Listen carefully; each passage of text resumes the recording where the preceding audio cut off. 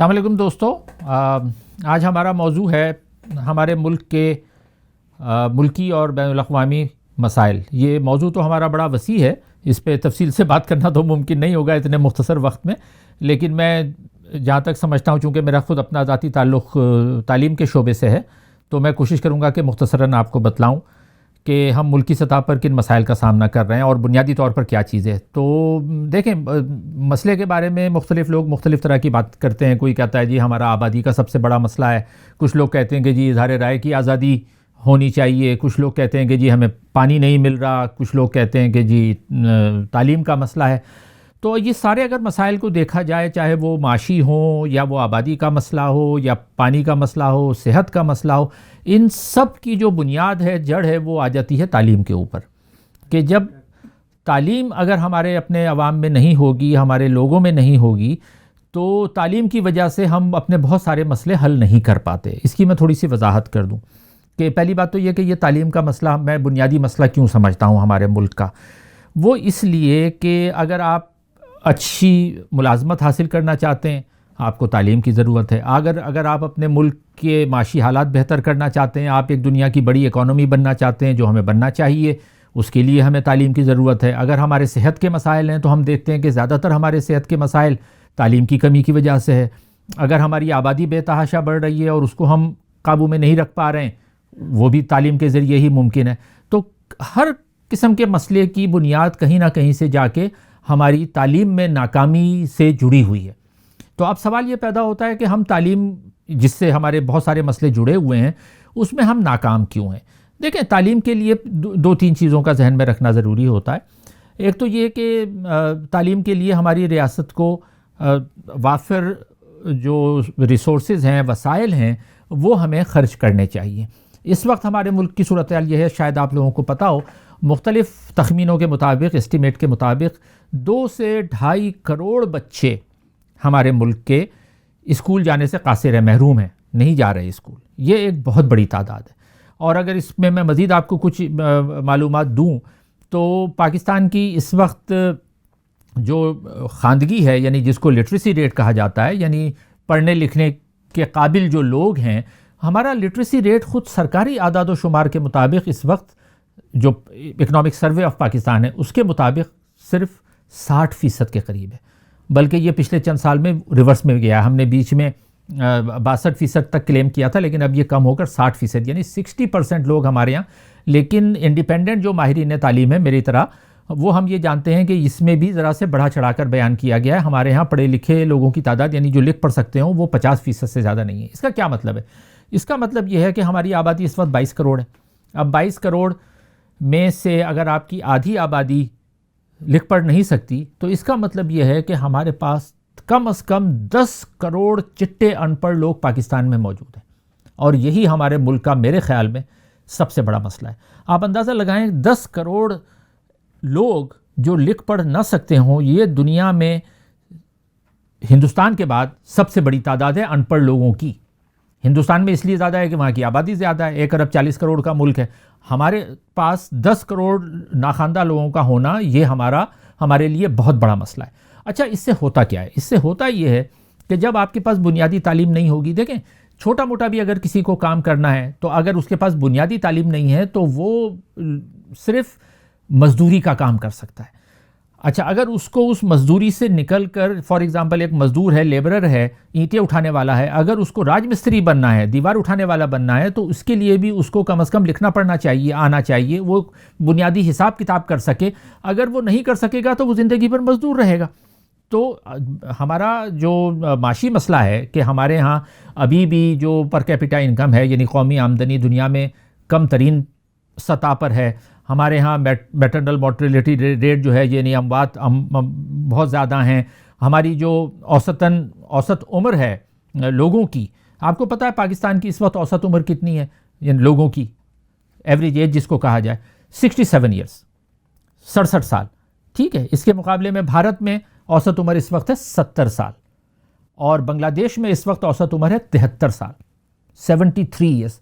تو اب آپ یہ دیکھیں کہ ایک ایسا ملک بنگلہ دیش جو 50 سال پہلے ہم سے الگ ہوا یا آزاد ہوا، اور اس وقت اس کی آبادی ہم سے 1 کروڑ زیادہ تھی، ہم 6 کروڑ تھے، وہ 7 کروڑ تھے، لیکن آج 50 سال بعد ہماری آبادی ان سے 5 کروڑ زیادہ ہے. ہم 22 کروڑ ہیں، وہ 17 کروڑ ہیں. تو اب یہ اس سے کیا ظاہر ہوتا ہے؟ اس سے یہ ظاہر ہوتا ہے کہ ہمارے ہاں ریاستی سطح پر جو قدم ہمیں اٹھانے چاہیے تھے وہ ہم نے نہیں اٹھائے. انڈیا میں تقریباً 4% تعلیم پر خرچ ہوتا ہے جی ڈی پی کا، بنگلہ دیش میں تقریباً 5% ہوتا ہے، کیوبا میں تقریباً 12% ہوتا ہے. تو یہ ریاست کو یہ فیصلے کرنے ہوتے ہیں کہ وہ آیا اپنے عوام کی فلاح و بہبود کے لیے اخراجات کرے گی یا کچھ اور چیزوں میں، جس کو ہم کہتے ہیں غیر پیداواری اخراجات. ہم نے غیر پیداواری اخراجات اپنے بہت بڑھا لیے، جس کے نتیجے میں یہ ہوا ہے کہ ہم اپنے عوام کی فلاح و بہبود کے لیے، ترقی کے لیے، تعلیم و ترقی کے لیے وہ وسائل جو ہمیں لگانے چاہیے تھے وہ ہم نہیں لگا پائے. تو اب یہ صورتحال، یہ سب سے بڑا مسئلہ ہے. اب یہ مسئلہ حل کیسے ہوگا؟ اس مسئلے کو حل، اس کا تعلق پھر بین الاقوامی تعلقات سے آ جاتا ہے، یعنی بین الاقوامی مسائل سے. بین الاقوامی دیکھیں، اندرونی مسائل اور بیرونی مسائل یہ ایک دوسرے سے جڑے ہوئے ہوتے ہیں. اگر ہم تعلیم پر خرچ نہیں کر سکتے تو اس کا مطلب یہ کہ تعلیم کا پیسہ کہیں اور جا رہا ہے. تو تعلیم کا پیسہ جا کہاں رہا ہے؟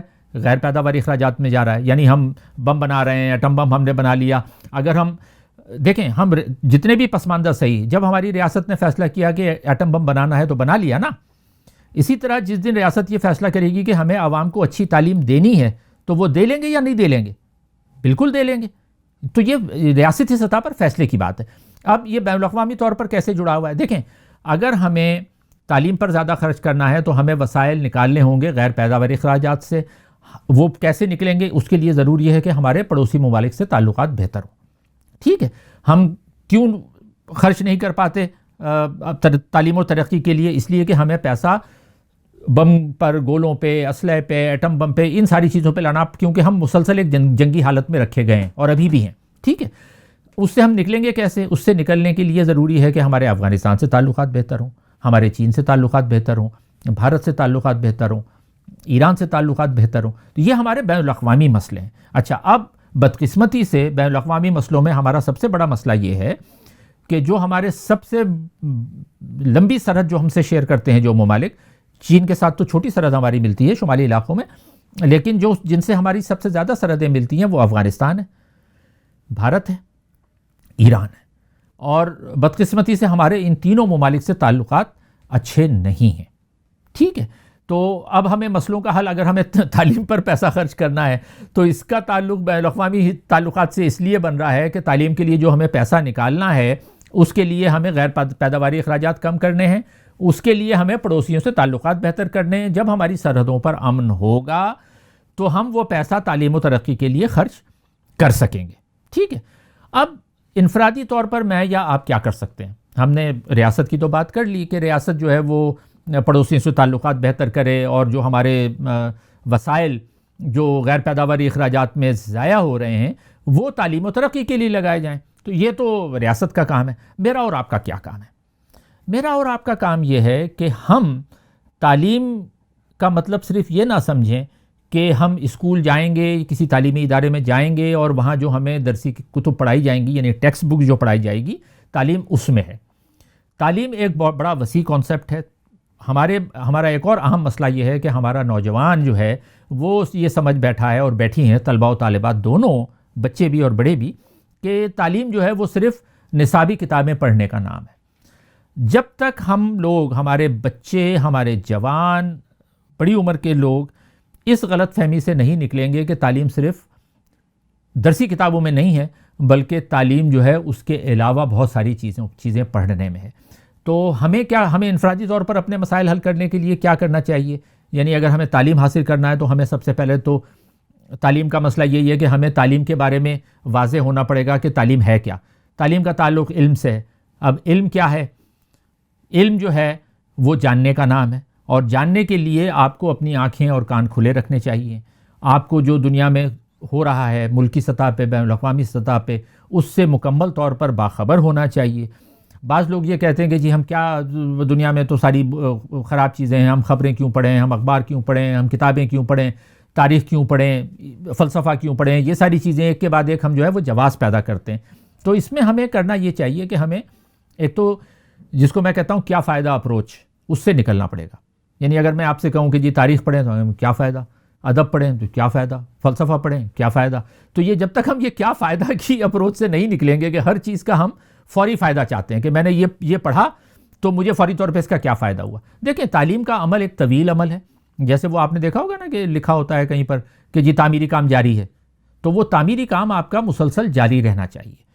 اب ہماری اپنی سطح پہ تو ہماری اپنی ذمہ داری یہ ہے کہ ہم خود اپنی تعمیر میں ذاتی طور پر دلچسپی لیں، اور یہ انتظار کرتے ہوئے کہ بھئی ریاست یہ کرے، وہ تو ریاست تو کرے گی، کب کرے گی ہمیں نہیں پتہ، لیکن انفرادی طور پر ہمیں اپنے علم میں اضافہ کرنا چاہیے. اور اس علم میں اضافہ آپ کا جب ہوتا ہے، دیکھیں علم کی جو 2-3 خاصیتیں ہیں وہ ایک یہ ہوتی ہیں کہ علم جو ہے وہ ختم نہیں ہوتا. یعنی کبھی بھی آپ علم کے بارے میں یہ نہیں کر سکتے کہ آج آپ کا علم مکمل کر دیا گیا، یہ نہیں ہوتا. عقیدہ آپ کا مکمل ہو سکتا ہے، یہ کہا جا سکتا ہے کہ دین مکمل کر دیا گیا، لیکن یہ نہیں کہا جا سکتا کہ علم مکمل کر دیا گیا. علم جو ہے وہ ایک مسلسل عمل ہے، اور اس عمل میں ہمیں مسلسل حصہ لینا ہے، اور مسلسل پڑھنا ہے، لوگوں سے سیکھنا ہے، معاشرے سے سیکھنا ہے. اور پھر سب سے بڑی بات کہ معاشرے میں جو ناانصافیاں ہیں، ان ناانصافیوں کے لیے آواز اٹھانی ہے. ہمارے ہاں بڑے بڑے واقعات ہو جاتے ہیں، لیکن ہم یہ دیکھتے ہیں کہ ہمارے کان پہ جوں نہیں رینگتی، ہمارے ہاں لوگ باہر نہیں نکلتے، ہمارے ہاں لوگ احتجاج نہیں کرتے، ہمارے ہاں آواز نہیں اٹھاتے. جہاں کہیں بھی ناانصافی ہو تو اس کے خلاف آواز اٹھانا ہمارے بنیادی فرائض میں شامل ہے، اور اس کے بغیر ہم پڑھے لکھے ہونے کا دعویٰ نہیں کر سکتے. تو ہمارا جو فوکس ہے، یعنی ہماری توجہ جو ہے وہ صرف اس پر مرکوز نہیں ہونی چاہیے کہ ہم ایک اچھے پروفیشنل بن جائیں. اچھے پروفیشنل تو بہت ہیں، ڈاکٹرز بھی ہیں، وکیل بھی ہیں، لیکن کتنے ڈاکٹر ایسے ہیں کہ جب آپ ان سے علاج کرانے جائیں تو وہ چھری لے کے تیار ہیں آپ کو کاٹنے کے لیے. تو کیا آپ اس کو اچھا انسان کہیں گے؟ اچھا انسان نہیں کہہ سکتے.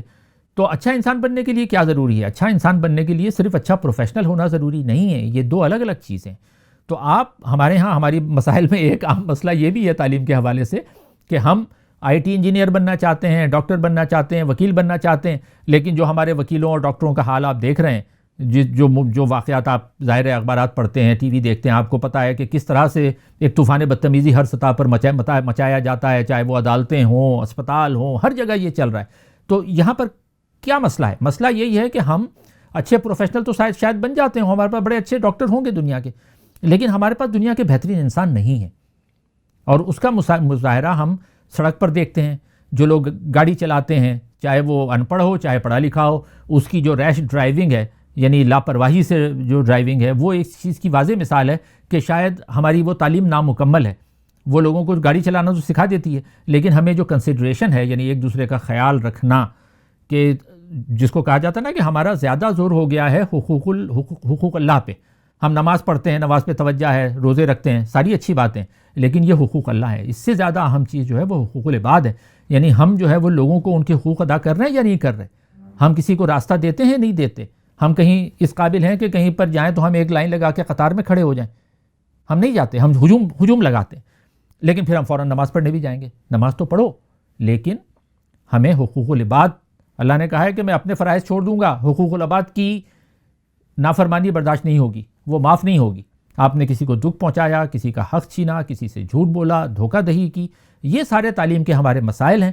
اگر ہم ان چیزوں پر توجہ دیں گے تو ہمارے بہت سارے مسئلے ذاتی طور پر حل ہو سکتے ہیں. تو اب آپ پڑھیں کیا؟ یعنی میرا جو پورا گفتگو کا جو لب لباب ہے وہ میں اسی پر فوکس کر رہا ہوں کہ ہمیں علم حاصل کرنا چاہیے، ہمیں سیکھنا چاہیے. جب ہم سیکھیں گے تو ہم بہت سے اپنے مسئلے ریاست کے علاوہ اپنے طور پر بھی اس قابل ہو جائیں گے کہ ہم اپنے مسئلے حل کر سکیں. دیکھیں اس میں 2-3 چیزیں آتی ہیں. آپ کو نصاب کی کتابوں کے علاوہ جو چیزیں پڑھنی ہیں اس میں سب سے پہلے تو آپ کو اپنی تاریخ کا، وہ تاریخ نہیں جو آپ کو مطالعہ پاکستان میں پڑھائی جاتی ہے، وہ تاریخ نہیں جو کہ آپ کو صرف درسی کتابوں میں دی جاتی ہے. اس کے علاوہ آپ کو تاریخ کی کتابیں پڑھنی چاہیے تاکہ، اور خاص طور پر جو پچھلے 70 سال کی ہماری تاریخ ہے وہ آپ کو پتہ ہونی چاہیے اچھی طرح. اب ہمارے یہاں کیوں نہیں پڑھائی جاتی؟ آپ دیکھیں، آپ کو تاریخ پڑھائی جاتی ہے، میں آپ سے پوچھوں کہ جی مغلیہ سلطنت کے پہلے 3 بادشاہوں کے نام بتاؤ تو آپ فوراً بتا دیں گے کہ جی بابر، ہمایوں، اکبر. لیکن میں آپ سے پوچھوں کہ پاکستان کے پہلے 3 وزرائے اعظم کے نام بتاؤ، اور یہ میں پوچھتا ہوں، تو پہلا تو کہیں گے کہ جی لیاقت علی خان. دوسرے کے بعد وہ لوگ سوچنے لگتے ہیں، کوئی کہے گا سر سید احمد خان، کوئی کہے گا کچھ یعنی پتہ نہیں ہوتا.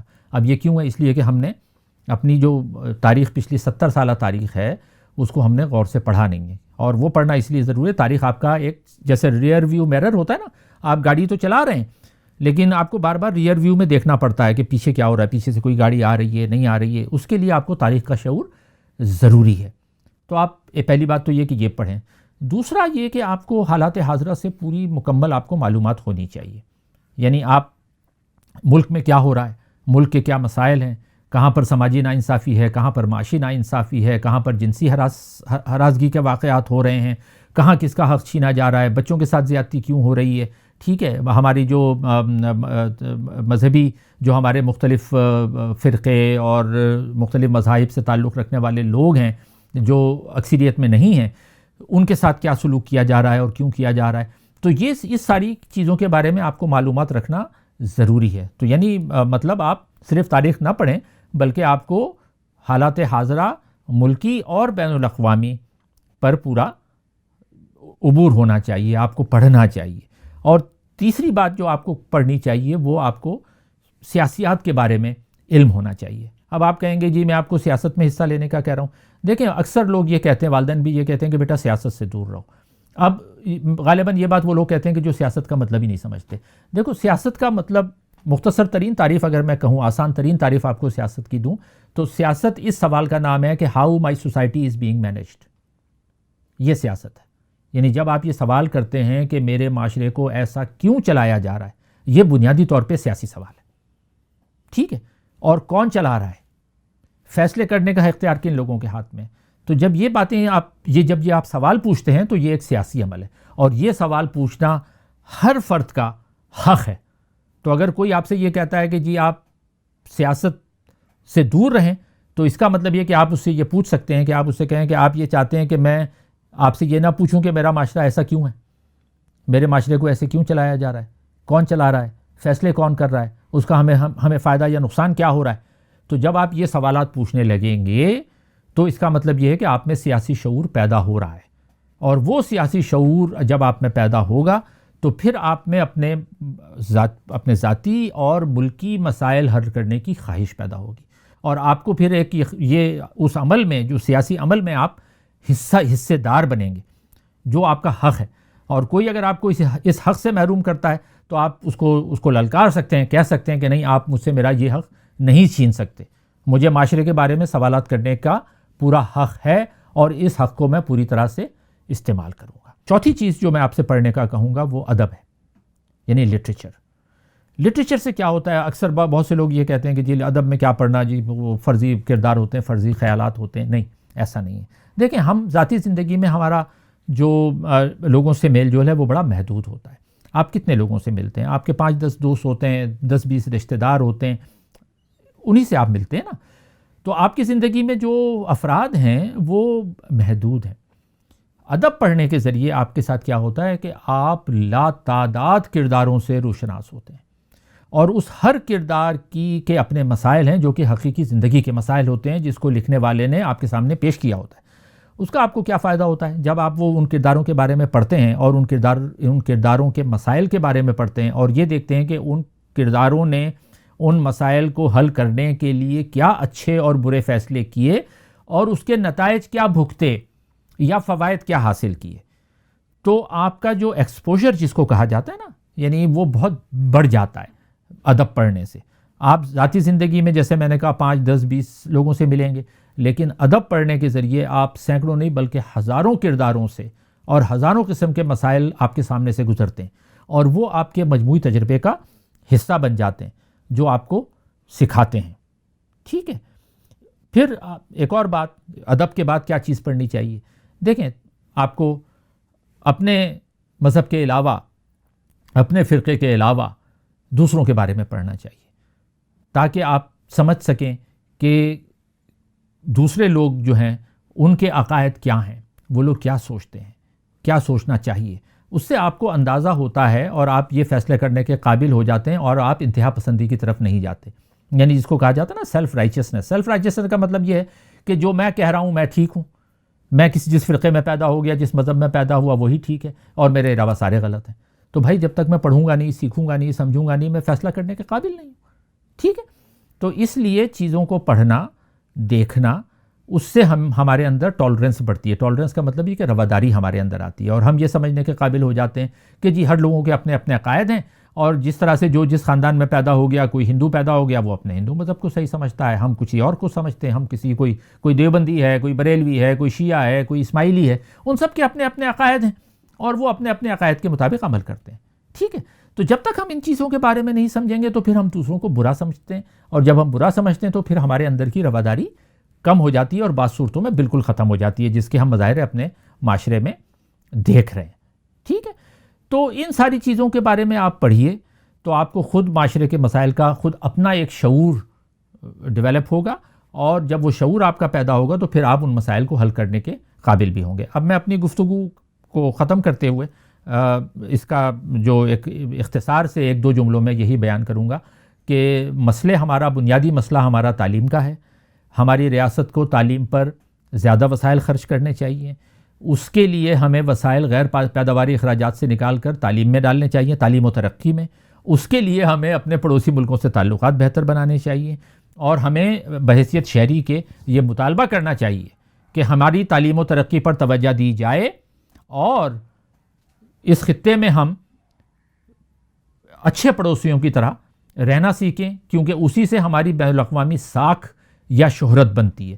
ہم کھیلنا اچھی بات ہے، لیکن ہم کھیل کا ورلڈ کپ جیت بھی لیں تب بھی ہماری شہرت جو ہے وہ اس بات سے دیکھیے. دیکھیں ایک مثال میں دیتا ہوں کہ اگر کوئی گھر ہے، میرے گھر میں کھلاڑی بہت اچھے ہیں، ٹھیک ہے، اچھی بات ہے، لیکن محلے والے فیصلہ اس بات پر کریں گے کہ میرے گھر میں کتنے لوگ پڑھے لکھے ہیں، میرے گھر سے دوسروں کے گھروں میں پتھر تو نہیں جاتے، میں کچرا تو نہیں پھینک رہا ہوں، دوسروں کو گالیاں تو نہیں بک رہا ہوں. تو بے شک میں نے کھیلوں میں اچھی کارکردگی دکھا لی، لیکن میری شہرت دنیا میں اچھی نہیں ہوگی. تو اسی طرح بحیثیت ایک ملک کے ہم پاکستان میں کیوں ہم جاتے ہیں تو ہمارا پاسپورٹ الگ کر دیا جاتا ہے کہ جی آپ ادھر الگ ہو جائیں؟